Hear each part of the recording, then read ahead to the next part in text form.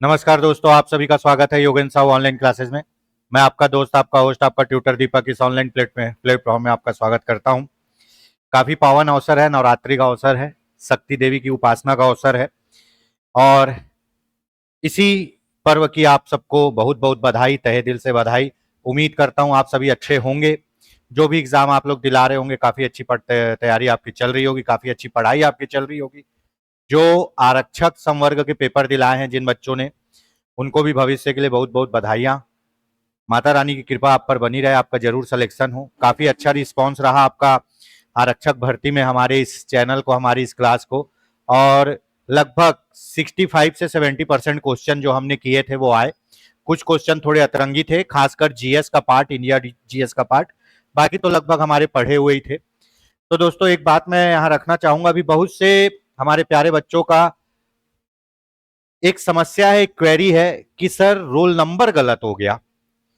तो मैं पहले भी आप लोगों को बोला था कि एग्जाम दिलाने जा रहे हो, सबसे पहला चीज ही है रोल नंबर, और रोल नंबर सही भरना बहुत जरूरी है।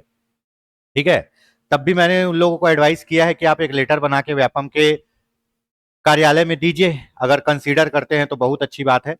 तो जो भी बिगिनर स्टूडेंट है, पहली बार तैयारी कर रहे हैं, वो प्रैक्टिस करिए भाई, रोल नंबर भरने का और ये सब करने का प्रैक्टिस करिए। ओएमआर के साथ डील कैसे करना है, ये प्रैक्टिस आपको होनी चाहिए। आप अच्छे से पढ़ के गए, पूरे क्वेश्चन भी सही बनाए और रोल नंबर ही गलत करके आ गए, तो फिर कोई मतलब नहीं है। ठीक है। तो ये बात मैं आप लोगों को बताना जरूरी था कि आप लोग रोल नंबर, अपना वर्ग, कास्ट, ये सब बहुत अच्छे से भरा करिए। भले 5 मिनट ज्यादा समय लीजिए, लेकिन बहुत अच्छे से केयरफुली भरा करिए। और नहीं भर पाते हैं तो जो वहां पे आपके पर्यवेक्षक है उनको बोलिए कि हमारी हेल्प करिए। ठीक है दोस्तों, आज के इस पावन अवसर पर आज हम एक नई सीरीज चालू कर रहे हैं जो आपका दिसंबर में पेपर होने वाला है, आमीन पटवारी। अब बहुत लोग बोलते हैं सर आमीन पटवारी क्या होता है, सरल शब्दों में बता दूं, पानी पटवारी। एक होता है जमीन पटवारी और एक होता है पानी पटवारी। तो इसको आप आमीन पटवारी को पानी पटवारी बोल सकते हो। इसका 7 दिसंबर को जहां तक एग्जाम है। ठीक है। तो इसका हम क्या कर रहे हैं, एक सीरीज चालू कर रहे हैं। जिस प्रकार से हम अपने इतिहास को दोहराते हैं हर एग्जाम में, हम अपने लेवल पर, अपने क्षमता के अनुसार फ्री में यूट्यूब में जितना हो सके उतना बच्चों को पढ़ाने की कोशिश करते हैं। ठीक है। कई लोगों का कहना रहता है कि सर आप पेड कोर्स में भी पढ़ाते हो, इसमें भी पढ़ाते हो, तो ये ज्यादा अच्छा है या वो ज्यादा अच्छा है। तो मैं बिना बातों को छुपाए सीधा सीधा बोलता हूं, पेड कोर्स में आपको थ्योरी, ऑब्जेक्टिव सब चीज मिलेगा, और यहां हम सिर्फ ऑब्जेक्टिव कराते हैं। जो जल्दी हो सके और जिससे जितना ज्यादा फायदा हो सके वो हम यहाँ पे कराते हैं। वो अलग चीजें हैं, ये अलग चीजें हैं। ठीक है। अपनी अपनी सोच का तरीका है ये। ठीक। तो आमीन पटवारी काफी अच्छा पोस्ट है, 2017 में इसका एग्जाम हुआ था, उसके बाद अभी आया है। बहुत लोगों का कहना है सर पोस्ट कम है। ठीक है, पोस्ट कम है, मान लेते हैं, पोस्ट है 50। ठीक। अगर इस एग्जाम को नहीं दिलाओगे तो आपके पास ऑप्शन क्या है, क्या एग्जाम दिलाओगे, अभी तो कोई एग्जाम है नहीं। अगले सत्र में आएगा सबसे पहले सीजी टेट, सीजी टेट के बाद आएगा शिक्षक भर्ती। तो तब तक आप यही पढ़ाई कर लो भैया। ठीक है। क्योंकि अगर आप एक बार 2-3 महीना पढ़ाई छोड़ दोगे तो कम बैक करने में बहुत मुश्किल होता है। ठीक है। तो ये हो गई बहुत सारी बातें। चलिए, आमीन पटवारी सेट 1, मैं इसमें बता दूं छत्तीसगढ़ के क्वेश्चन नहीं है इसमें, आपका इंडिया जीएस है, कंप्यूटर है और हिंदी है। ठीक है। मैथ्स रीजनिंग योगेंद्र सर कराएंगे, maths reasoning English Yogendra sir कराएंगे। करेंट अफेयर्स हम एग्जाम के समय पढ़ते हैं। ठीक। तो कंप्यूटर से चालू करते हैं। काफी बढ़िया क्वेश्चन है, फोट्रॉन का पूर्ण रूप क्या होता है। फोट्रॉन, फोट्रॉन का पूर्ण रूप क्या होता है, बताइए फोट्रॉन का पूर्ण रूप क्या होता है। सबसे पहले ये जान लीजिए कि फोट्रॉन होता क्या है। फोट्रॉन एक प्रोग्रामिंग भाषा है। प्रोग्रामिंग भाषा मतलब जिसमें प्रोग्राम लिखते हैं। और ये कौन सी भाषा है, उच्च स्तरीय, है ना, उच्च स्तरीय प्रोग्रामिंग भाषा है। फोट्रॉन एक उच्च स्तरीय प्रोग्रामिंग भाषा है जो 1950 में बना। कब बना, 1950 में। उससे पहले निम्न स्तरीय भाषाएं चलती थी, है ना। निम्न स्तरीय भाषाओं को मशीन लैंग्वेज बोलते हैं, वो हमको समझ नहीं आएगा।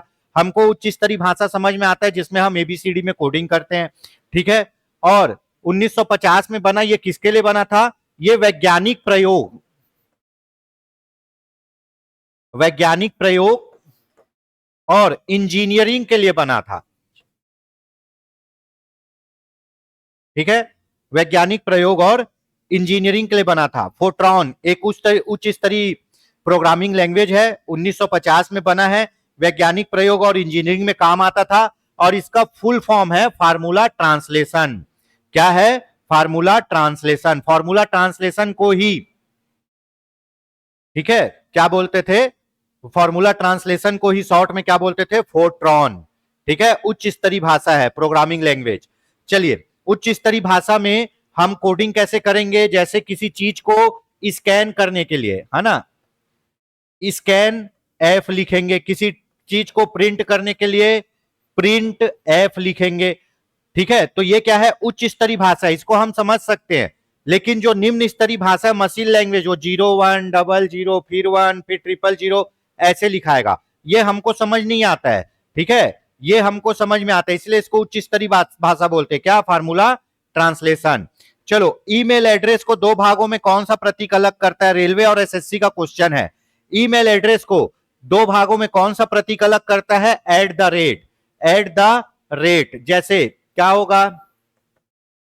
दीपक @gmail.com। ठीक है, इस @ के बाद आपका सर्विस प्रोवाइडर का नाम रहता है। हमारे यहां ईमेल का सर्विस कौन प्रोवाइड कर रहा है? मान लो जीमेल कर रहा है, तो @gmail.com।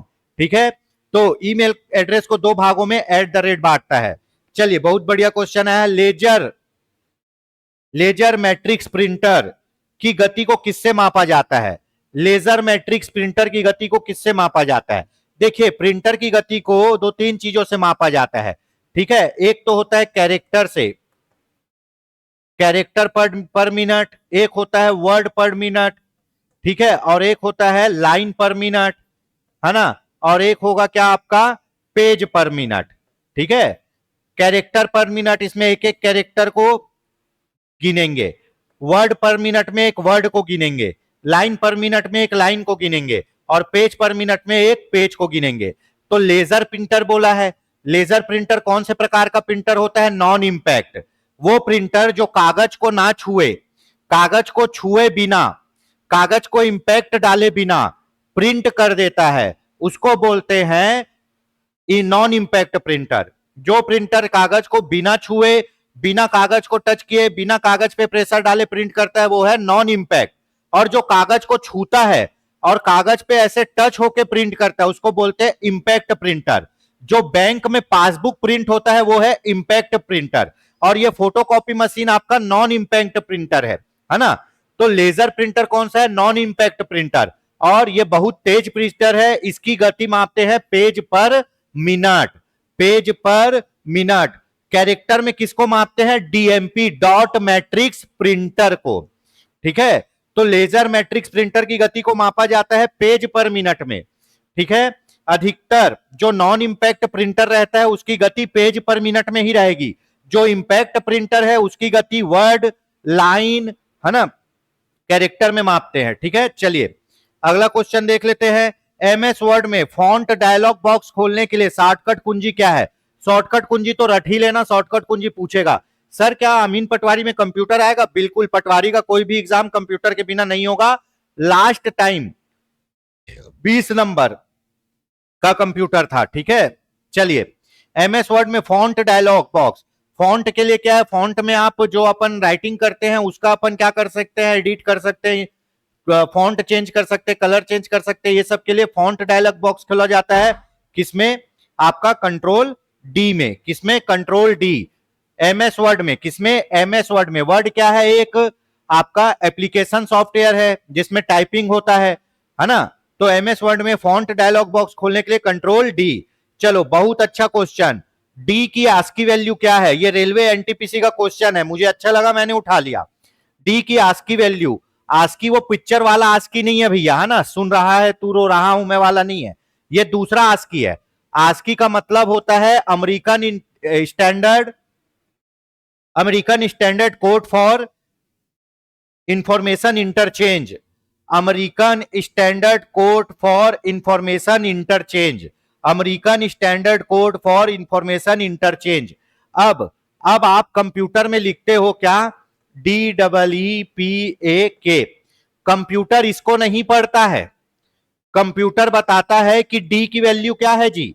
कंप्यूटर बताता है कि डी की वैल्यू है आपकी 68, डी की वैल्यू 68, तो कंप्यूटर यहां लिखेगा 68, है ना। उसके बाद डी के बाद क्या आएगा, डबल ई, तो यहां डबल 69 लिख देगा। फिर उसके बाद ऐसी पी, ए की वैल्यू क्या है, ए बी सी डी की बता देता हूं। ए की आज की वैल्यू होती है 65, बी की 66, सी की 67 और डी की 68। इसी तरह आगे बढ़ता जाता है।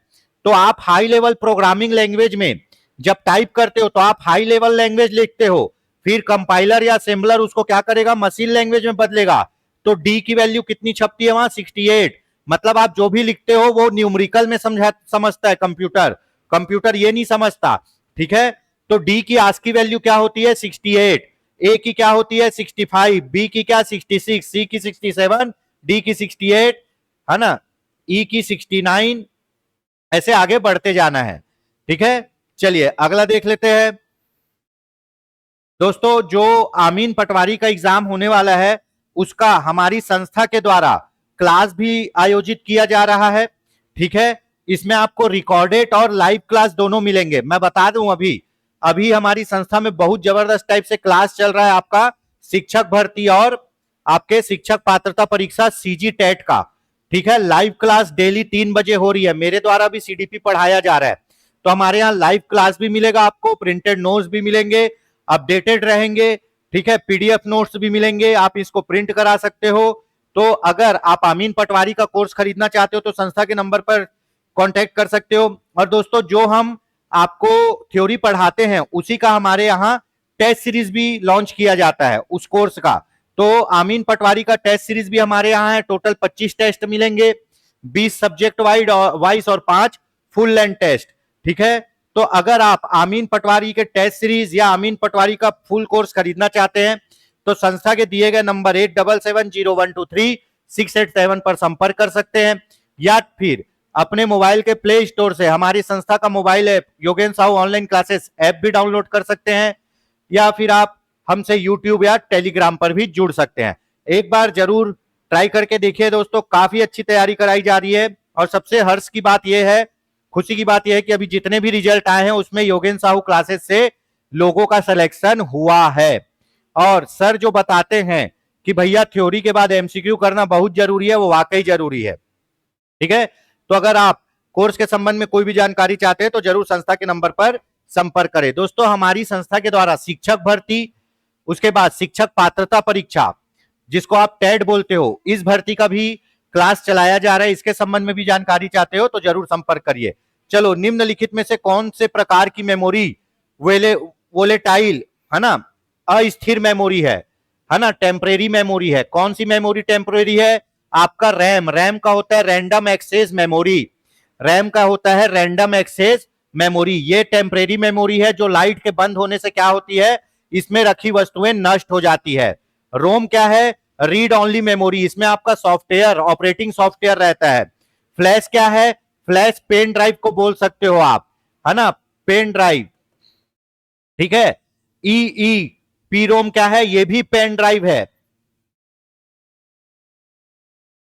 ये भी पेन ड्राइव है। ये दोनों पेन ड्राइव के प्रकार हैं, ठीक है। रोम क्या है, रीड ओनली मेमोरी, इसमें आपका सिस्टम के डेटा और सिस्टम के सॉफ्टवेयर रहते हैं जो लाइट बंद होने से भी करप्ट नहीं होते। रैम क्या है, रैम कंप्यूटर का कार्य स्थल है। क्या है, कार्य स्थल। आप जो भी काम करते हो वो टेम्परेरी कहां से हो रहता है, रैम में से हो रहता है, ठीक है। ये सेकेंडरी मेमोरी है।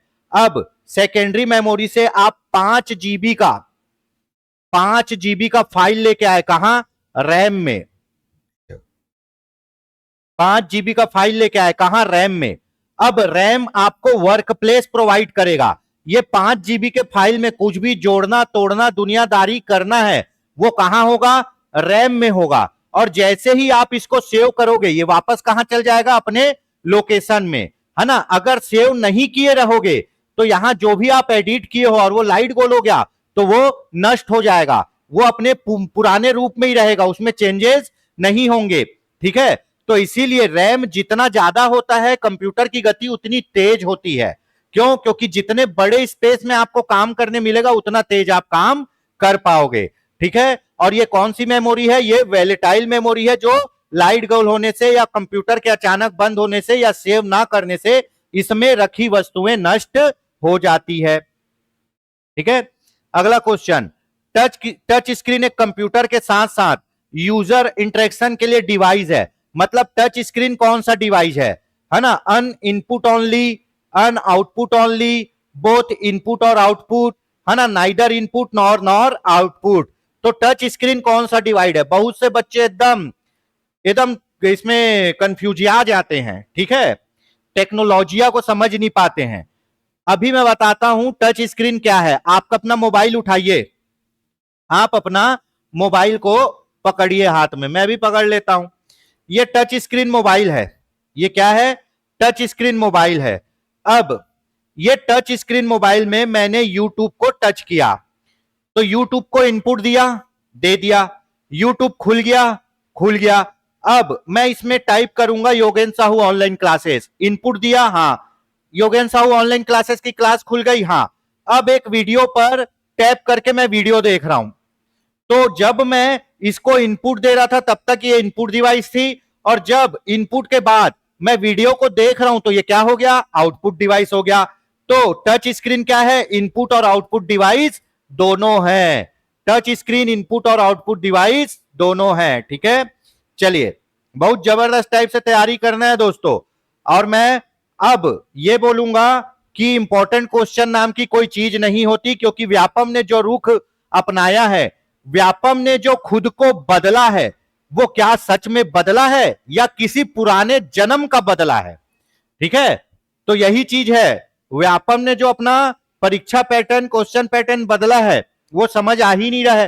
तो टॉपिक इंपॉर्टेंट है, टॉपिक को अच्छे से पढ़ना है, क्वेश्चन ऑटोमेटिक बनेंगे। यूएसबी का अर्थ क्या होता है जी? यूएसबी ने क्रांति ला दी। यूएसबी का अर्थ होता है universal serial bus. Universal serial bus. USB type क्या होते हैं? C type. ठीक है, 0.2 है ना, 2.3 ऐसा यूएसबी के टाइप होते हैं। यूएसबी क्या होता है? प्लग ऑन प्ले डिवाइस है, उसको कंप्यूटर में लगाओ और वो रन करने लगेगा। अब जैसा यूएसबी डिवाइस क्या है? आपका पेन ड्राइव एक यूएसबी डिवाइस है, उसको लगाओ, वो क्या करेगा? डेटा एक्सेस करेगा।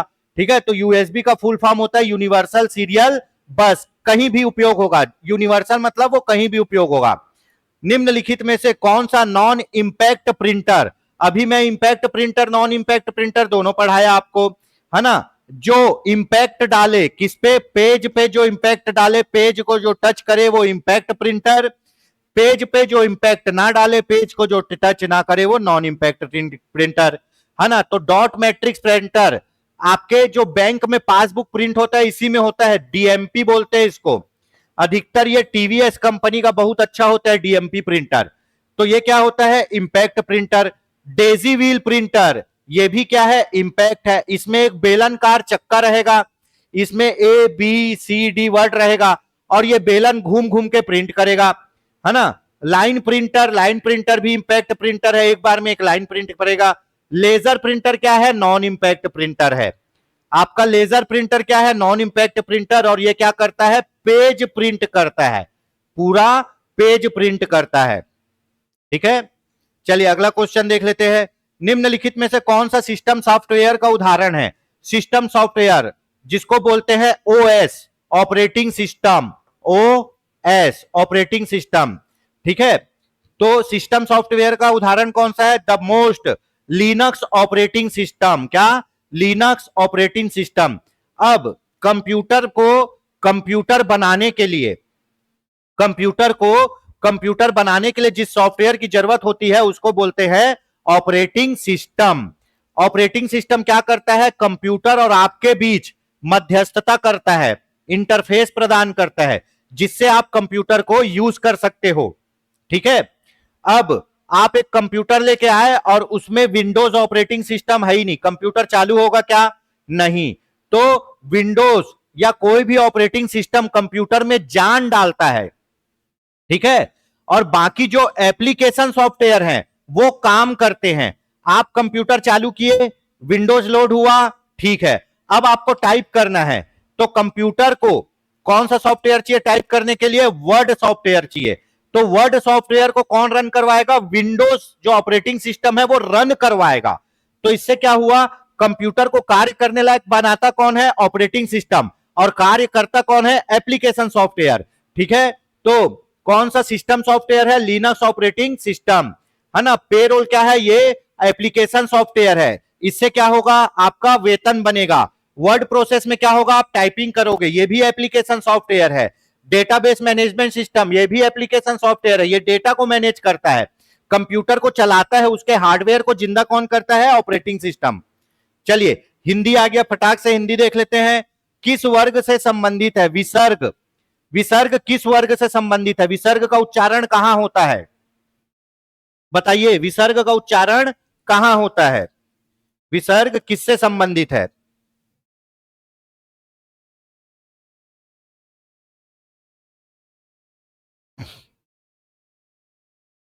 विसर्ग किससे संबंधित है? विसर्ग संबंधित है कंठ से, है ना। विसर्ग का उच्चारण किससे होता है? कंठ से। ठीक है, कंठ से क्या क्या चीज का उच्चारण होता है मैं बता देता हूं आपका।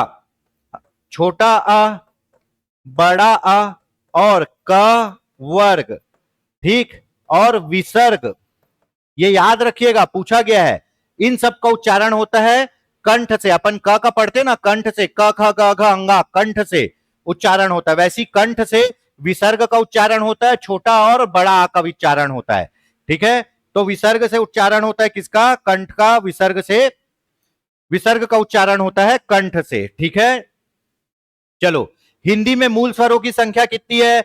बताइए, हिंदी में मूल स्वरों की संख्या, है ना। आपको पता है हिंदी में मूल स्वरों की संख्या 11 है। गलत हो गया क्वेश्चन, पूरा गलत, सरासर गलत, बिल्कुल गलत। ठीक है, मूल स्वर पूछा है, हिंदी में कुल स्वरों की संख्या नहीं पूछा है। कुल होते हैं 11 स्वर। ठीक है, और आगत को मिला दोगे तो 13 स्वर। उच्चारण के आधार पर, उच्चारण के आधार पर 11 स्वर ही होते हैं, जो सबसे बेस्ट है, उच्चारण को सबसे बेस्ट माना जाता है। पर मूल स्वर पूछा है, मूल मतलब जिनसे और स्वरों का निर्माण होता है। तो ऐसे मूल स्वर है केवल 4, ऐसे मूल स्वर है केवल 4। हिंदी में मूल स्वरों की संख्या है 4, और ये 4 स्वर कौन से हैं? अ, उसके बाद ई, उसके बाद उ और री।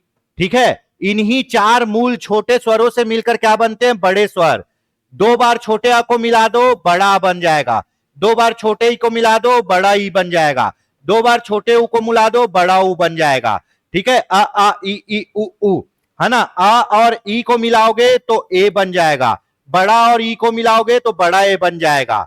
ठीक है, ई और उ को मिलाओगे तो औ बन जाएगा। तो मूल स्वर जिससे बाकी स्वर बनते हैं वो कितने हैं? केवल 4। छोटा आ, छोटा ई, छोटा उ और छोटा री, है ना। और उच्चारण के आधार पर कितने स्वर है? 11। विदेशी स्वरों को जोड़ लोगे तो 13। उच्चारण के आधार पर 11, लेखन के आधार पर 13 स्वर, मूल स्वर 4। चलिए अगला क्वेश्चन देख लेते हैं। पिसुन, पिसुन का पर्यायवाची शब्द क्या है? पिसुन, बहुत इंपॉर्टेंट। पिसुन का मतलब क्या होता है भैया बताओ? पिसुन का पर्यायवाची शब्द क्या है?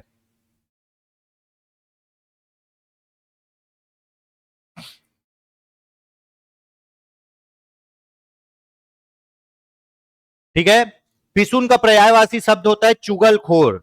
क्या होता है? चुगलखोर। और पिसुन का एक और अर्थ होता है कौवा। अभी पीतर पाक गया ना, कौवे का काफी वैल्यू बढ़ जाता है। ठीक है, थर्स्टी क्रो, है ना। पिसुन का अर्थ होता है चुगलखोर या निंदा करने वाला भी होता है। क्या होता है? निंदा करने वाला, याद रखिएगा। पिसुन का अर्थ निंदा करने वाला भी होता है। ठीक है, यही सब क्वेश्चन पूछे जाएंगे भैया, और हिंदी और इंग्लिश तो आएंगे ही। दोस्तों एक और बात बता देता हूं, पिछले बार 150 नंबर का पेपर हुआ था।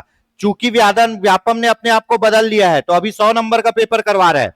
तो सब्जेक्ट वही रहेंगे, नंबर का वेटेज कम हो जाएगा, तो हिंदी इंग्लिश तो आएगा ही, है ना। द्विरथ का पर्यायवाची क्या है? द्विरथ, बताइए। सर ऐसा ऐसा शब्द कहां से लाते हो? ऐसा ऐसा शब्द सब लाना पड़ता है भैया, क्योंकि व्यापम पूछ रहा है। द्विरथ का अर्थ क्या होता है?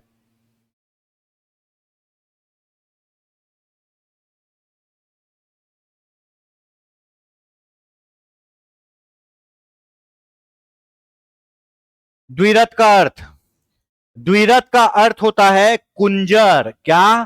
कुंजर। सर ना द्विरथ समझ आया ना कुंजर। और बता दू रहा हूं, द्विरथ का अर्थ होता है दो दांत वाला। दो दांत वाला। दो दांत वाला अर्थात हाथी। और कुंजर का अर्थ भी क्या होता है? हाथी। तो द्विरथ और कुंजर, हाथी, तीनों एक ही अर्थ में प्रयोग किए जाते हैं। यहां द्विरथ बोला, द्विरथ का अर्थ होता है दो दांत वाला, जो है हाथी। और हाथी को ही क्या बोलते हैं? कुंजर। ठीक है। उसके बाद हाथी को कुंजर। हां, चलो अगला क्वेश्चन। गुण दोषों की परख करने वालों के लिए एक शब्द है जो गुण और दोषों की परख करता है, उसके लिए किस शब्द का उपयोग किया जाता है? गुण और दोष के लिए। तो गुण और दोष के लिए किसका? समालोचक, क्रिटिक्स बोलते हैं जिसको। क्या? समालोचक। आदमी जो तार्किक रहता है ना, वो समालोचक रहता है। ठीक है। और जो आदमी बहुत ज्यादा भावुक रहता है, वो समर्थक रहता है। और जो आदमी बहुत ज्यादा कुंठित रहता है ना, वो विरोधी रहता है।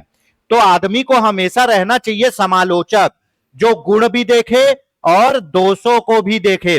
जब भी कोई नई मूवी निकलती है, नई मूवी रिलीज होती है, तो उसका रिव्यू जो करते हैं वो कौन करते हैं? यही क्रिटिक्स लोग करते हैं, समालोचक लोग। जो बोलेंगे म्यूजिक तो अच्छा था लेकिन स्टोरी में दम नहीं थी, मतलब उसके गुण भी बताएंगे, दोष भी, समालोचक। ठीक है। चलिए अगला क्वेश्चन देख लेते हैं। यायावर के लिए दिए गए चार विकल्पों में से कौन सा एक सही है? यायावर, है ना?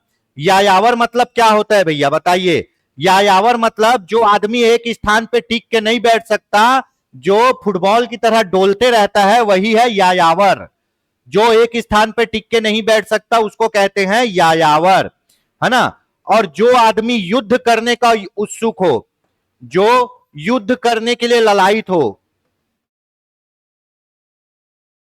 युद्ध करने के लिए क्या हो? तैयार हो, युद्ध करने की इच्छा रखता हो, उसको बोलते हैं युयुत्सु। उसको क्या बोलते हैं? युयुत्सु। दोनों इंपॉर्टेंट है, पूछा जाता है। युद्ध करने वालों को क्या बोलते हैं? युयुत्सु। युद्ध करने की इच्छा रखने वालों को युयुत्सु। और जो इधर उधर घूमते ही रहता है वो है यायावर। चलो संधि विच्छेद, है ना? संधि विच्छेद सही नहीं है। कौन सा संधि विच्छेद सही नहीं है, बताइए। कौन सा संधि विच्छेद सही नहीं है? ठीक है। दुस्संधि, दूह धन संधि। कौन सा संधि? विसर्ग संधि। कौन सा संधि? विसर्ग संधि सही है। को अपी, कह धन अपी। को अपी, इसको आप पढ़ते हैं को अपी कह धन अपी। कौन सा? विसर्ग संधि। उसके बाद लंबोष्ट, लंब धन ओष्ट, दोनों स्वर है। कौन सा? स्वर संधि। स्वर संधि। पावक, पौधन अक। ठीक है। जब यहां पे क्या है?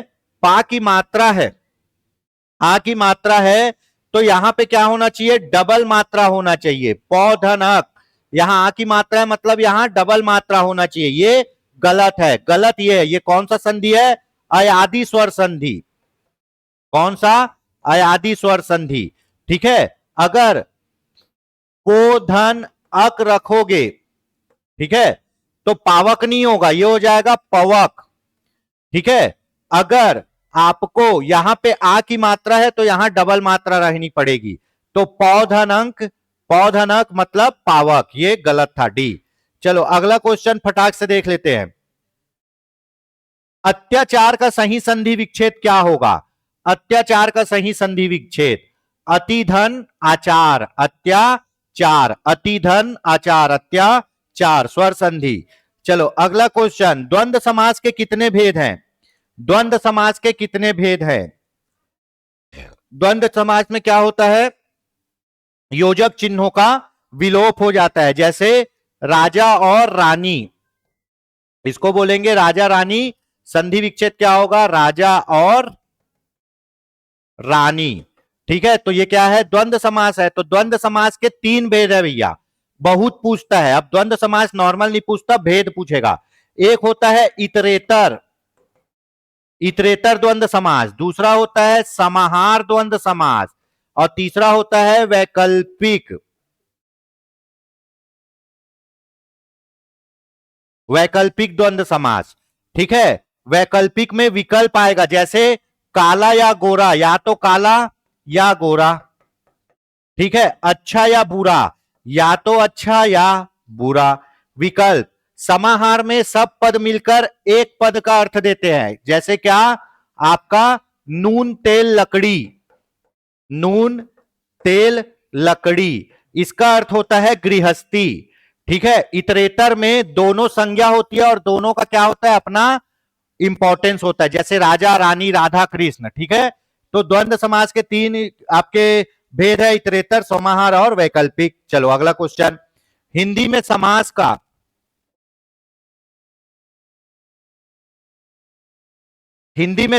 अनुशीलन निम्नलिखित में से किसके आधार पर किया गया है? हिंदी में समास का अनुशीलन कौन से लैंग्वेज के आधार पर किया गया है? बताइए, किसके आधार पर? संस्कृत के आधार पर। पाली और प्राकृतिक मत मार देना भैया, हमारे यहाँ जो व्याकरण है वो अधिकतम संस्कृत के आधार पर ही है। समास का अनुशीलन संस्कृत के आधार पर किया गया है। चलो जीएस के क्वेश्चन आ गए फटाफट। IR20 तथा रत्ना किस फसल की किस्में है? IR20 और रत्ना,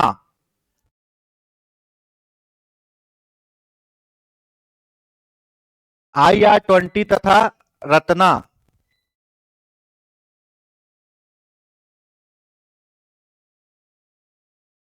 आ गया? मैं तो गायब हो गया।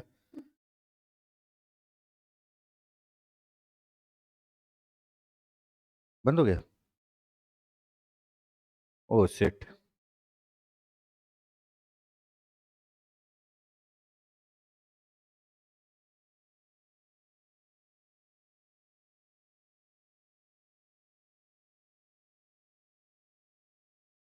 लाइट है या नहीं है?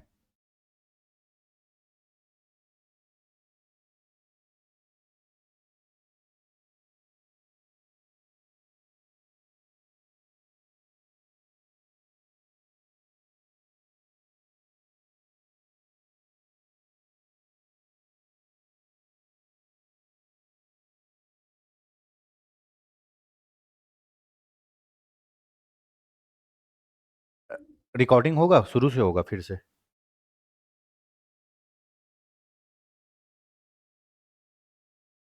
नहीं हुआ ना? हाँ चलो ठीक है, यहां देखो विद्युत व्यवस्था चरमरा गई। चलो IR20 और रत्ना किस फसल की प्रमुख किस्में हैं? IR20 और रत्ना। तो भैया आपको अभिव्यापम ने फसलों का सम नाम भी पूछना चालू कर दिया। ठीक है, तो IR20 और रत्ना है आपके किसके? चावल की प्रमुख फसल IR20 और रत्ना। ठीक है, इंदिरा सोना ये सब किसके हैं? गेहूं के। IR20 और रत्ना चावल की प्रमुख फसल है। चलो, निम्नलिखित में से कौन सा नगर छोटा नागपुर के पठार में स्थित है? छोटा नागपुर का पठार, छोटा नागपुर का पठार कहां है जी? नागपुर में ही रहेगा। गलत, छोटा नागपुर का पठार आता है झारखंड में। कहां आता है छोटा नागपुर का पठार? झारखंड में, है ना, झारखंड। और छोटे नागपुर के पठार को बोलते हैं भारत का रूर। भारत का रूर, रूर मतलब रीढ़ का हड्डी, क्योंकि भारत में सबसे ज्यादा खनिज संपदा छोटे नागपुर का पठार जो झारखंड में है वहां है। और झारखंड में क्या है? रांची, रांची में है। ठीक है, छोटा नागपुर का पठार झारखंड रांची। यहां तक समझ में आ गया? निम्नलिखित में से कौन सा पठार छोटे नागपुर का, कौन सा नगर छोटे नागपुर के पठार में स्थित है? रांची। ठीक है, छोटा नागपुर का पठार का जो झारखंड का सिंह भूमि है वहां लोहा कोयला यूरेनियम बॉक्साइट सब मिलता है, हर टाइप का खनिज है छोटे नागपुर के पठार में। ठीक है, तो हमेशा पूछता है छोटा नागपुर का पठार कहां पड़ता है? झारखंड में पड़ता है। ठीक, और कर्क रेखा में स्थित शहर जो है रांची है। ठीक है, ये एडिशनल इंफॉर्मेशन, कर्क रेखा में स्थित नगर रांची, कहां? झारखंड। चलो, दुर्गापुर पश्चिम बंगाल में है, भिलाई छत्तीसगढ़ में है। वह मिट्टी जिसका रंग लोहे की ऑक्साइड के कारण, वह मिट्टी जिसका रंग लौह ऑक्साइड की उपस्थिति का प्रणाम है। कौन से मिट्टी का रंग लौह ऑक्साइड के कारण उस कलर का होता है? बताइए। ठीक है, कौन सा? रेगूर मतलब होता है काली मिट्टी, काली मिट्टी में नहीं होता, है ना। क्षारी मिट्टी मतलब ये आपका क्षारीय मिट्टी किसको, जलोढ़ मृदा के ही प्रकार, बांगर पुरानी जलोढ़ मिट्टी, खादर नई जलोढ़ मिट्टी। तो आपका होगा लेटराइड। लेटराइड इसको बोलते हैं भाटा, भाटा या मुर्मी, मुर्मी मिट्टी। और ये कौन से कलर का होगा, लाल कलर का, जिस कलर का जंग लगता है लाल कलर का, ठीक है। और ये लाल कलर किसके कारण होता है, लौह ऑक्साइड के कारण। लेटराइड मिट्टी का कलर क्या होता है, लाल होता है। चलिए बहुत बढ़िया क्वेश्चन, कथन और कारण, है ना। भारत की काली मिट्टी को कपास के लिए आदर्श माना जाता है, बिल्कुल सही। इसी कपास के नाम पर हमारा इंडस नाम पड़ा, सिंडस, सिंडस से इंडस, इंडस से इंडिया। कपास उत्पादन हमारे यहां बहुत जबरदस्त है। हमारा जब भारत और पाकिस्तान का बंटवारा हुआ तो हमारा पूरा कपास उत्पादन क्षेत्र कहां गया, पाकिस्तान में गया। तो भारत की काली मिट्टी कपास उत्पादन के लिए बिल्कुल, कपास उत्पादन के लिए बिल्कुल परफेक्ट है। इस मिट्टी का विकास प्रायद्वीप भारत में हुआ है, यह भी बिल्कुल सही है, ठीक है, पर सही व्याख्या नहीं करता। ठीक, हम ये बोल रहा है कपास उत्पादन के लिए काली मिट्टी सर्वोत्तम है। हाँ भाई, कपास उत्पादन के लिए काली मिट्टी सर्वोत्तम है और काली मिट्टी भारत के प्रायद्वीपीय पठार में है, ये भी सही है। अब भारत के प्रायद्वीपीय पठार में काली मिट्टी है इसीलिए कपास उगता है क्या, नहीं। तो ये स्पष्ट व्याख्या नहीं करता। इसमें आएगा कथन और कारण दोनों सही है लेकिन स्पष्टीकरण नहीं है, ठीक है। कथन और कारण दोनों सही है लेकिन स्पष्टीकरण नहीं है। अगर बोल देता भारत की काली मिट्टी कपास उत्पादन के लिए आदर्श है, बिल्कुल, इसीलिए भारत प्रमुख कपास उत्पादक देश है, तब क्या बोलते, कथन और कारण दोनों सही है और सही स्पष्टीकरण है, ठीक है। इन दोनों को क्योंकि, क्योंकि से जोड़ना कि एक चीज दूसरे में आश्रित रहे, क्योंकि भारत की कपासी मिट्टी कपास उत्पादन के लिए आदर्श है क्योंकि भारत में अधिक क्या है, काली मिट्टी है। पर यहां पे ये बोल रहा है कि विस्तार प्रायद्वीपीय में है, हाँ है, इसी कारण ये मिट्टी उसके लिए उपयोग है, ये नहीं। वो कहीं और भी रहती तो कपास के लिए काली मिट्टी उपयोगी ही रहती, ठीक है। तो ऑप्शन होगा ऑप्शन बी। चलो, राजस्थान में अरावली से पश्चिम के भाग में इससे पूर्व के भाग से कम वर्षा होती है, ठीक है, बिल्कुल सही है। मैं बताता हूं, ये ऐसे ऐसे अरावली फैली हुई है, ठीक है, इधर हिमालय ऐसे फैला हुआ है, यहां पे अरावली पर्वत फैली हुई है। अरावली पर्वत के पश्चिम में क्या है, रेगिस्तान, रेगिस्तान, ठीक है। इसके पूर्व में क्या है, इसके पूर्व में है दिल्ली, ठीक। यहां क्या है, राजस्थान है, मान लो रेगिस्तान राजस्थान। इसके पूर्व में क्या है, दिल्ली, दिल्ली में बम्फाड़ पानी गिरता है लेकिन इधर पानी नहीं गिरता, क्यों, क्योंकि बंगाल की खाड़ी से आने वाली हवा यहां टकराती है और यहां पानी गिरा देती है, ठीक है। अब क्या होता है, अरब सागर से जो हवा चलती है, अरब सागर से जो हवा चलती है इस पर्वत के बाजू से होके हिमालय में पहुंचती है, कहां, धर्मशाला में, कहां, धर्मशाला, जहां ओपन क्रिकेट स्टेडियम है, धर्मशाला में, और यहां बहुत पानी गिराती है।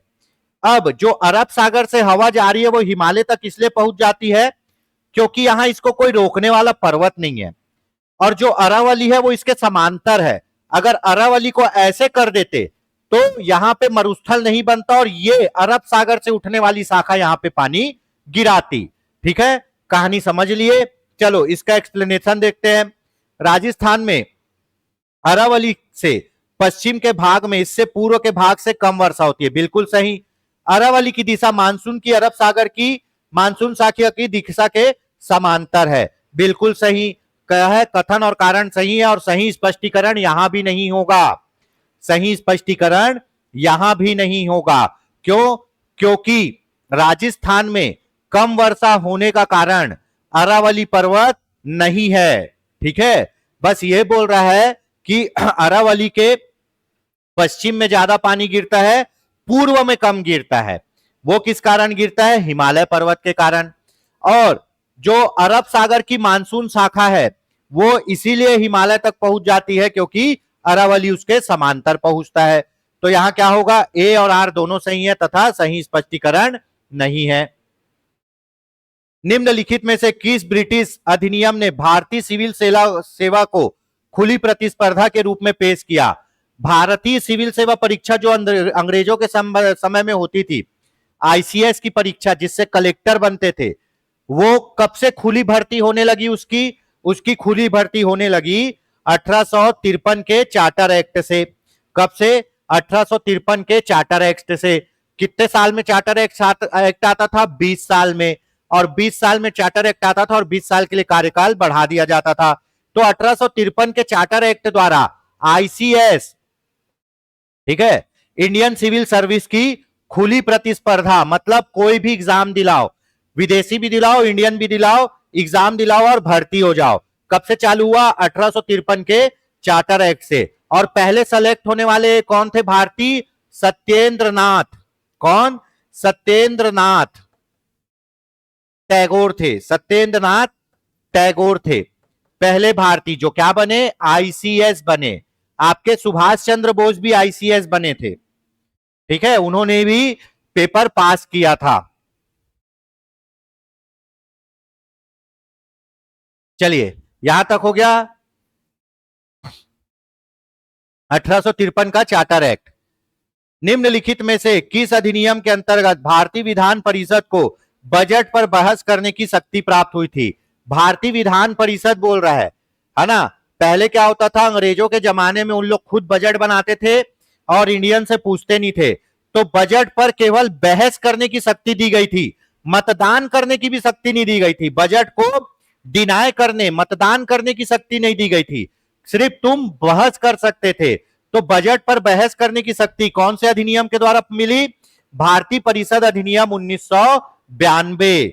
भारतीय परिषद अधिनियम 1992 में केवल बहस कर सकते थे, मतलब अपना विरोध प्रदर्शन कर सकते थे, लेकिन मतदान नहीं कर सकते थे।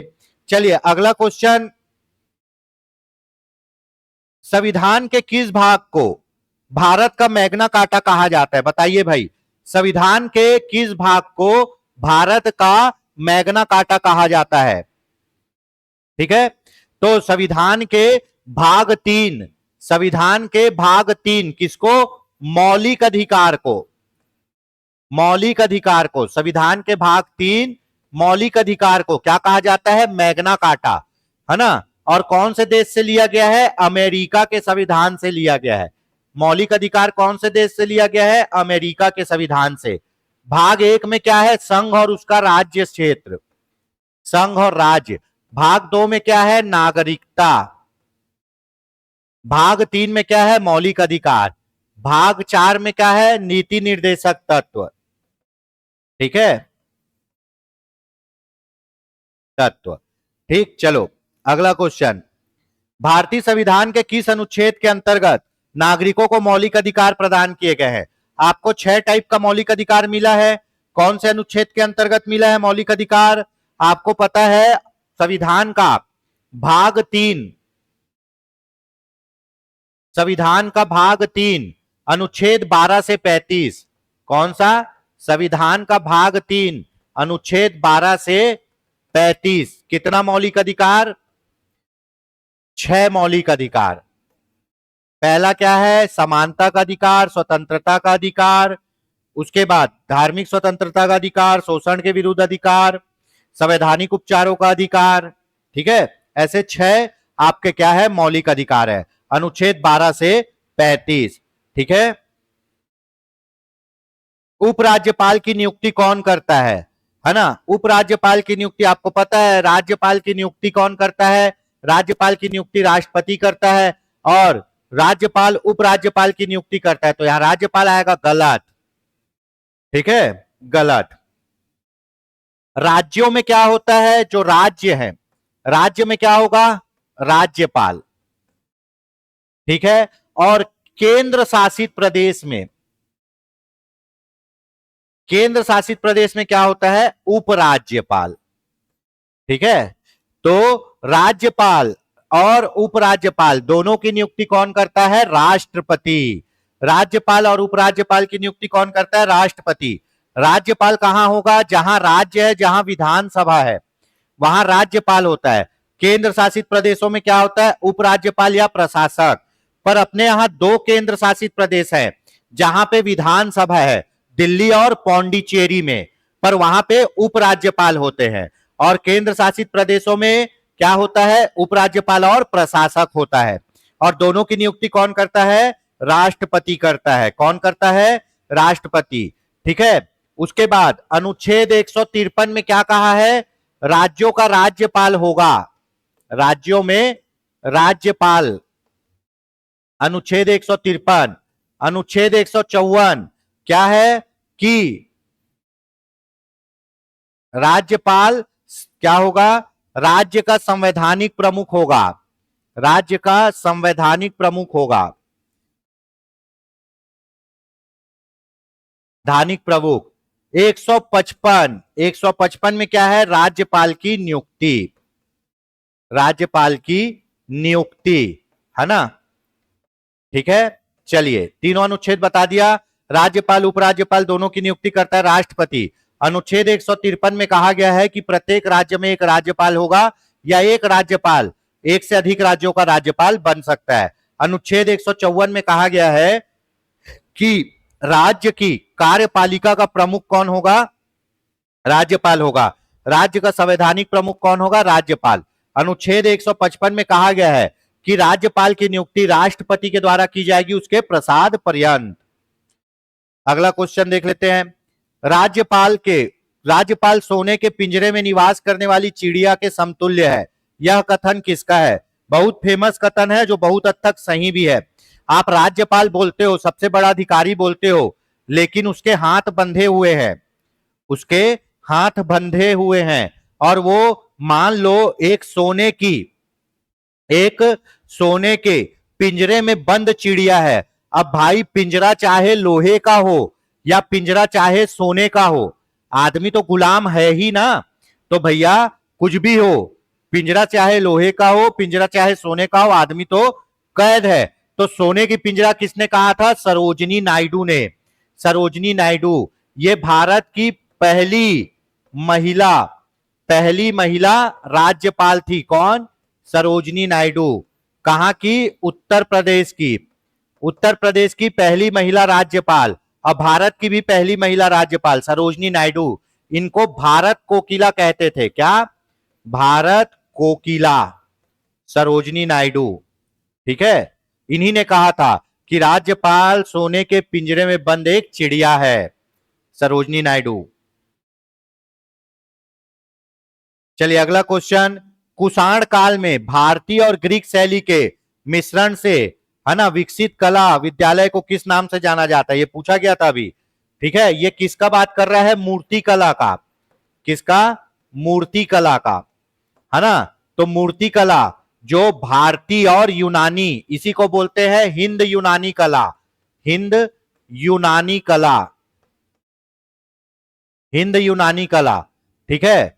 कुषाण काल में भारतीय और ग्रीक शैली यानी भारत और यूनान की जो मिश्रित मूर्ति कला थी उसको क्या कहते हैं? गंधार कला। क्या कहते हैं? गंधार कला। और इसका सबसे ज्यादा विकास कब हुआ? कुषाण काल में, कनिष्क के काल में। किसके काल में? कनिष्क के काल में। कुषाण काल में इसका सबसे ज्यादा विकास हुआ। इसको बोलते हैं इंडो ग्रीक शैली गंधार कला। ठीक है। यह मूर्ति कला का उदाहरण है। बुद्ध की प्रथम मूर्ति, बुद्ध की प्रथम मूर्ति किसमें बनी? मथुरा कला में, मथुरा कला में। और बुद्ध की सर्वाधिक मूर्ति किस कला में बनी? गंधार कला में। ठीक है। बुद्ध की प्रथम मूर्ति मथुरा कला में बनी, बुद्ध की सर्वाधिक मूर्ति गंधार कला में बनी। और बुद्ध की और किस कला में? अमरावती कला में भी बुद्ध की मूर्ति मिली है, अमरावती कला। ठीक है। तो मथुरा कला, गंधार कला और अमरावती कला तीनों में बुद्ध की मूर्ति बनी है। यह भी पूछा है व्यापम में। बुद्ध की प्रथम मूर्ति मथुरा कला, बुद्ध की सर्वाधिक मूर्ति गंधार कला और अमरावती कला में भी बना है ना। हिंद और यूनानी की मिश्र कला को बोलते हैं गंधार कला। प्रसिद्ध दिलवाड़ा मंदिर कहां है? प्रसिद्ध दिलवाड़ा का जैन मंदिर कहाँ स्थित है? दिलवाड़ा का जैन मंदिर।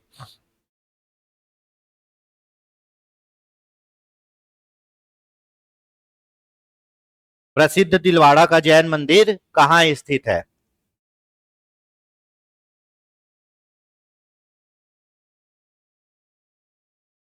बताइए भाई। प्रसिद्ध दिलवाड़ा का जैन मंदिर है आपका राजस्थान में। राजस्थान में कहा? माउंट आबू में। माउंट आबू कौन से पर्वत पर है? अरावली पर्वत। अरावली पर्वत भारत का सबसे प्राचीन पर्वत अरावली पर्वत, और इसकी ऊंची चोटी गुरु शिखर। तो राजस्थान में, ठीक है, अरावली पर्वत पर माउंट आबू में है प्रसिद्ध दिलवाड़ा का जैन मंदिर का। क्या? प्रसिद्ध दिलवाड़ा का जैन मंदिर कहां? सिरोह, सिरोही राजस्थान में। सिरोही राजस्थान में। किसने बनाया था? इसको बनाया था आपके चालुक्य शासक, चालुक्य शासक, चालुक्य शासक भीमदेव, भीमदेव प्रथम के सामंत, मतलब उसके मंत्री, है ना। भीमदेव प्रथम के सामंत ने बनाया था। बहुत क्वेश्चन आता है इससे। दिलवाड़ा का प्रसिद्ध जैन मंदिर, माउंट आबू, अरावली पर्वत, राजस्थान, चालुक्य शासक भीमदेव प्रथम के सामंत ने बनवाया था। ठीक है, चलिए, बहुत अच्छा क्वेश्चन। स्वयं को दूसरा सिकंदर या सिकंदरे शाहनी कहने वाला सुल्तान कौन था? खुद को सिकंदरे शाहनी कहने वाला सुल्तान कौन था? बताइए भाई। कौन खुद को सिकंदरे सानी कहता था? आपको पता है अलाउद्दीन खिलजी खुद को सिकंदरे सानी कहता था, जिसका अर्थ होता है दूसरा सिकंदर। दूसरा सिकंदर। देखो, अलाउद्दीन खिलजी की इच्छा थी कि वो भी सिकंदर की तरह पूरे विश्व को जीते। अलाउद्दीन खिलजी की इच्छा थी वो भी सिकंदर की तरह पूरे विश्व को जीते और विश्व विजय पर निकलने वाला था। तो उसके गुरु ने उसको समझाया और मना किया कि ऐसा मत करो, तुम खत्म हो जाओगे। इसका मन था कि यह भी सिकंदर जैसा करे, पूरे विश्व को जीते। तो इसीलिए इसने अपने आप को क्या कहा? सिकंदर सानी या दूसरा सिकंदर। अलाउद्दीन खिलजी बोला कि मैं कुतुब मीनार से भी बहुत ऊंचा मीनार बनाऊंगा, लेकिन वो उसमें भी असफल हो गया। ठीक है, तो अलाउद्दीन खिलजी को क्या कहा जाता है? सिकंदर सानी, दूसरा सिकंदर। क्यों? अपने आप को सिकंदर जैसा बनाने की कोशिश करता था ये। उसके बाद ये सिकंदर सानी किसमें? अपने सिक्कों में खुदवाया, अपने सिक्कों में लिखवाया। ठीक है, अलाउद्दीन खिलजी ही एक ऐसा राजा था जो अपने शासन व्यवस्था में मूल्य नियंत्रण प्रणाली को दृढ़ता से लागू किया था। अगर कोई कम अनाज तौल के देता था या सामान में कुछ चोरी करता था, उसके शरीर से उतना मांस काट लेता था ये। ठीक है, अलाउद्दीन खिलजी पहला आदमी था जिसने नगद वेतन देना चालू किया सैनिकों को, और सैनिकों का हुलिया लिखना चालू किया कि कैसा दिखता है। और घोड़े दागने की प्रथा किसने चालू की? अलाउद्दीन खिलजी ने। ठीक है, ऑप्शन बी। बाबर ने तुजुके बाबरी नामक अपने संस्मरण किस भाषा में लिखी है? ठीक है, बाबर की जो भाषा थी वो थी चगताई तुर्की। चगताई तुर्की ये किसकी भाषा थी? भाषा बाबर की। और इसकी पद शैली कौन थी? किस पद शैली में लिखा है? पद शैली मुबैयान, मुबैयान पद शैली में।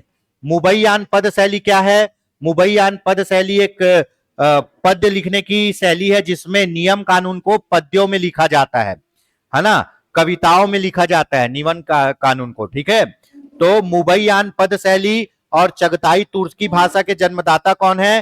तुजुके बाबरी, किसके? बाबर के नाम से। चगताई तुर्की भाषा में लिखी गई है, शैली कौन सी है? मुबैयान पद शैली। लिखा कौन है? बाबर। भाषा चगताई तुर्की।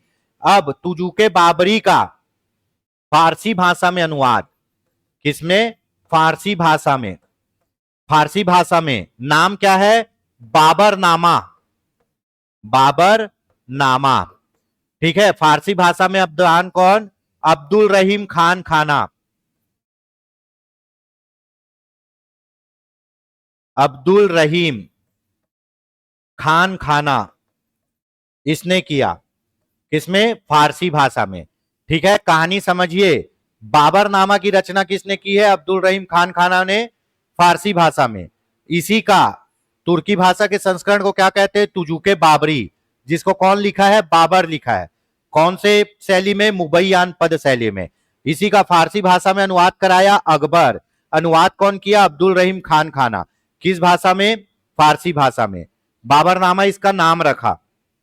ठीक है, बहुत से हिंदी ग्रंथ का भी अकबर ने फारसी भाषा में अनुवाद कराया। इसीलिए अकबर के काल को साहित्य का स्वर्णिम युग कहा जाता है। ठीक है, यहां तक हो गया। और ये अब्दुल रहीम खान खाना कौन है? जो आप रहीम के दोहे सुनते हो ना, रहीम, वो यही अब्दुल रहीम खान खाना है। अब्दुल रहीम खान खाना किसका बेटा था? बैरम खां का बेटा था, और नवरत्न में से एक था। तो किसमें? तुर्की में। अवतल लेंस से हमेशा निम्नलिखित में से कौन सा प्रतिबिंब बनता है? दो टाइप का लेंस होता है, अवतल लेंस और उत्तल लेंस। तो अवतल लेंस से कौन सा प्रतिबिंब बनता है? बताइए। अवतल लेंस से हमेशा कौन सा प्रतिबिंब बनेगा?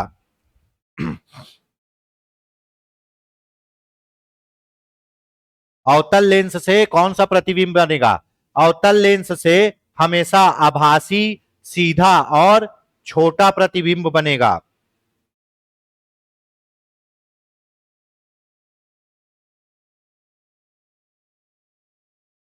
आभासी, सीधा और छोटा,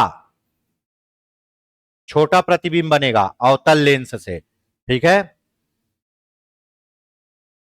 साबुन के बुलबुले पर श्वेत प्रकाश डालने से रंग दिखाई देते हैं, इसका कारण क्या है? आप देखना, साबुन के बुलबुले को ऐसे देखोगे तो वो रंगीन दिखता है। तो वो किस कारण से रंगीन दिखता है? तो साबुन का बुलबुला जो रंगीन दिखता है, वो प्रकाश के व्यतिकरण, किसके? प्रकाश के व्यतिकरण के कारण रंगीन दिखता है। ठीक है, चलिए अगला क्वेश्चन। एमआरआई मशीन में निम्न में से किसका प्रयोग किया जाता है? एमआरआई मशीन में कौन सी किरण का प्रयोग किया जाता है? बताइए भाई। बहुत खतरनाक होता है एमआरआई मशीन। जब भी एमआरआई मशीन में जाओगे तो आपके शरीर से पूरा मेटल का जो भी चीज रहेगा उसको निकाल लिया जाएगा, है ना। तो एमआरआई मशीन में चुंबकीय तरंगों का प्रयोग किया जाता है। बहुत हाई चुंबकीय तरंगों का प्रयोग एमआरआई मशीन में किया जाता है। इसीलिए कई बार एमआरआई करते समय दुर्घटना भी हो जाती है। ठीक है, इसीलिए कई बार एमआरआई करते समय दुर्घटना भी हो जाती है। तो एमआरआई मशीन में चुंबकीय तरंगों का प्रयोग किया जाता है। ठीक, चलो अगला क्वेश्चन देखते हैं। जब पानी जमता है तो उसका घनत्व बढ़ेगा कि घटेगा? जब पानी जमेगा तो उसका घनत्व बढ़ेगा कि घटेगा, है ना। तो जब पानी जम जाता है तो उसका घनत्व घट जाता है। जब पानी जम जाता है तो उसका घनत्व घट जाता है ना। जब पानी जमता है तो उसका आयतन बढ़ता है, आयतन बढ़ता है, और घनत्व, घनत्व घटता है। ठीक है, इसीलिए जब आप बर्फ जमाते हो किसी बोतल में, किसी बोतल में जब आप बर्फ जमाते हो और जब बर्फ जम जाएगा तो बोतल क्या होगा? टूट जाएगा। क्यों? क्योंकि पानी जमने से उसका आयतन बढ़ेगा और वो फैलेगा और बोतल को फैलाएगा तो बोतल टूट जाएगा। ठीक है, लेकिन आयतन तो बढ़ता है और घनत्व कम होता है। पानी का आयतन, ठीक है, जब कभी पानी को गर्म करेंगे तो पहले क्या होगा? उसका आयतन कम होगा फिर बढ़ेगा, है ना। 4 अंश सेंटीग्रेड में पानी का आयतन सर्वाधिक होता है और घनत्व सबसे कम होता है। ठीक है, चलिए एक चीज याद रखना, जब पानी जम जाता है तो उसका आयतन बढ़ेगा और घनत्व घटेगा।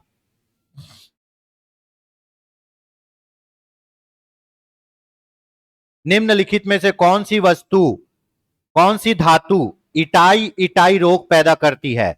इटाई इटाई रोग कौन सी धातु पैदा करती है? बताइए भाई। इटाई इटाई रोग आपका, इटाई इटाई रोग पैदा करता है कैडमियम। और मीना माता रोग कौन सा? मीना माता, मीना माता रोग कौन पैदा करता है? मीना माता रोग पैदा करता है मरकरी, पारा। ये दोनों को याद रखिएगा। मीना माता रोग मरकरी और इटाई इटाई रोग कैडमियम, दोनों जापान में फैली थी ये बीमारियां। प्रकाश संश्लेषण प्रक्रिया में क्या परिवर्तन होता है बताइए? प्रकाश संश्लेषण की प्रक्रिया में क्या परिवर्तन होता है?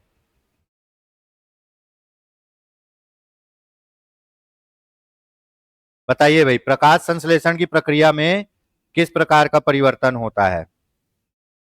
प्रकाश संश्लेषण की प्रक्रिया में सौर ऊर्जा रासायनिक ऊर्जा में बदलती है। किसमें? सौर ऊर्जा रासायनिक ऊर्जा में बदलती है। और बदलता कौन है इसको? क्लोरोफिल बदलता है। कौन? क्लोरोफिल। सौर ऊर्जा को रासायनिक ऊर्जा में कौन बदलता है? क्लोरोफिल। और क्या पैदा करते हैं? कार्बोहाइड्रेट। क्लोरोफिल बदलता है। क्लोरोफिल का मुख्य तत्व क्या है? मैग्नीशियम। क्या?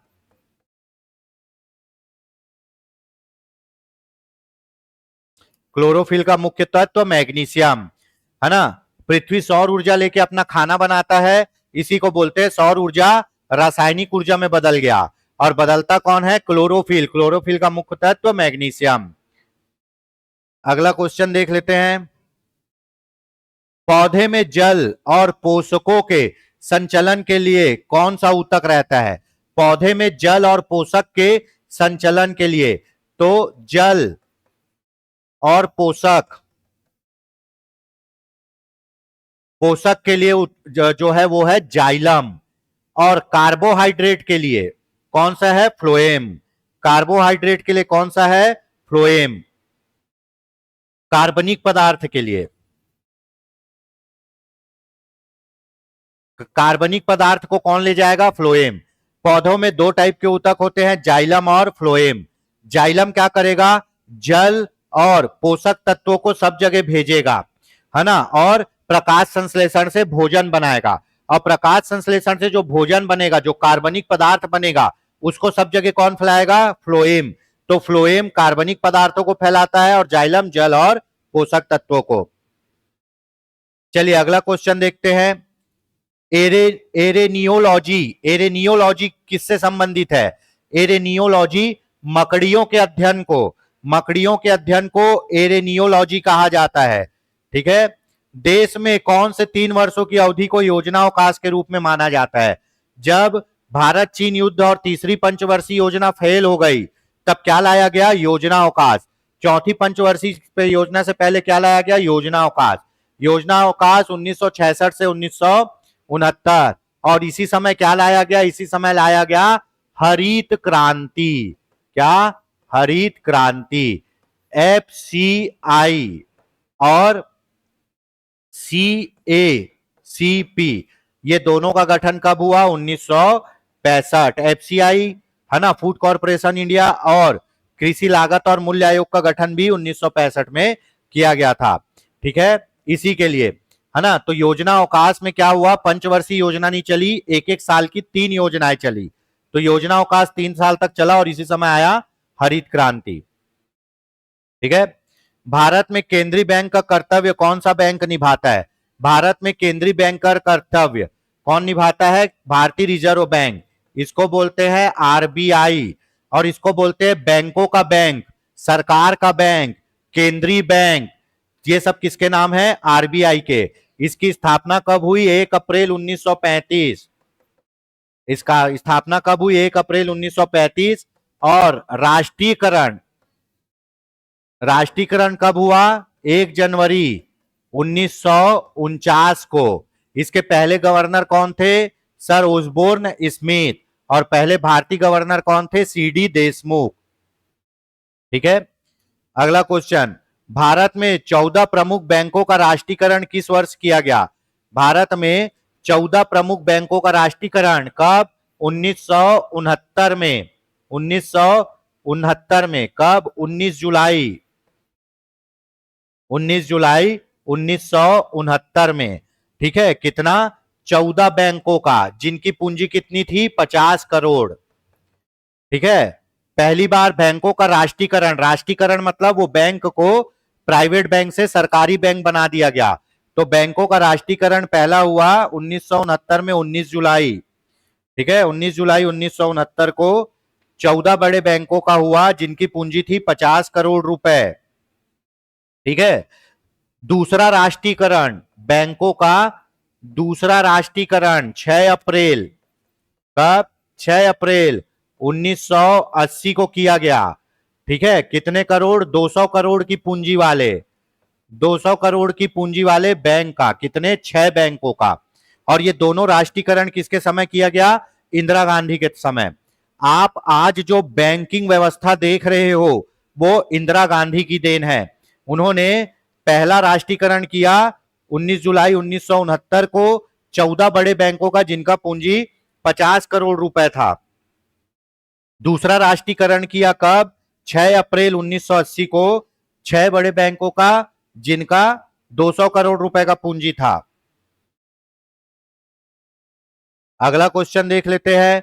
भारत का कौन सा उद्योग बड़ी संख्या में रोजगार देता है? भारत का कौन सा उद्योग बड़ी संख्या में रोजगार देता है?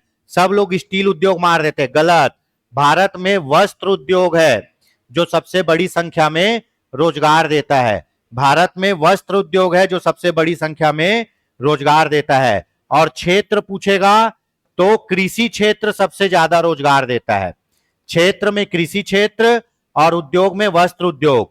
संगठित क्षेत्र में वस्त्र उद्योग, असंगठित क्षेत्र में कृषि क्षेत्र। तो भारत का वस्त्र उद्योग है जो सबसे ज्यादा रोजगार देता है, सूती वस्त्र उद्योग।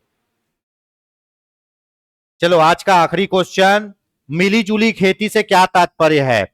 मिली जुली खेती किसको कहते हैं बताइए भाई? मिली जुली खेती,